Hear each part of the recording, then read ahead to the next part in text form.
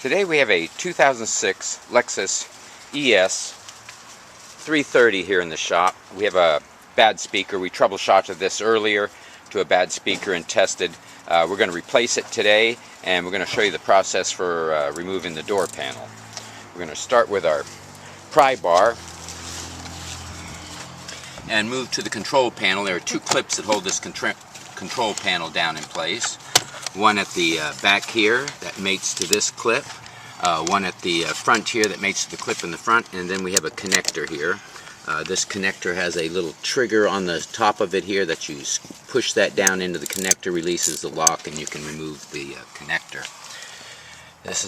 We're going to, with our pry bar, move up to the handhold and pry the back edge of this small panel. That's an insert here. This panel will remove.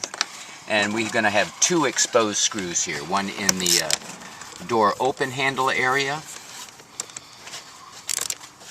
and one down in the cavity where the control panel came up out. There's a second Phillips screw here that holds the panel in place. This is going to allow us to free up all the mounting screws for the door panel, and this will allow us to get to the entire door panel for removing. We have a library removal guides for this vehicle and many others on our website. See our website if you need any other car stereo removal or installation help. Now we're going to start down the bottom of the door panel and gently pry this panel, pull it back from the door. It will separate, releasing clips, and then we can lift the door panel up out of the door jamb. This is going to give access to several connectors here on the back. Let's see if I can get that. One is the top white linkage. We're going to pull that up to release the base. It'll come around and release the front end. We're going to repeat the second cable. These cables have little small balls on the end. They go back into small openings here, and then they lock back down into their mounting positions here on the back.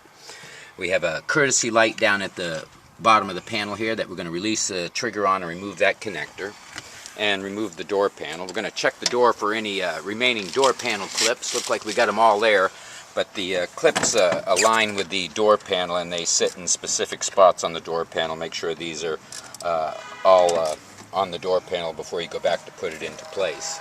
This is going to give us access to the speaker here. This is a 6.5-inch round speaker.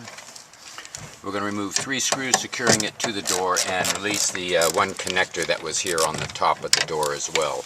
Again, this had a trigger on the side, and you squeeze the trigger in to release it, and this will allow us to pry the speaker from the door.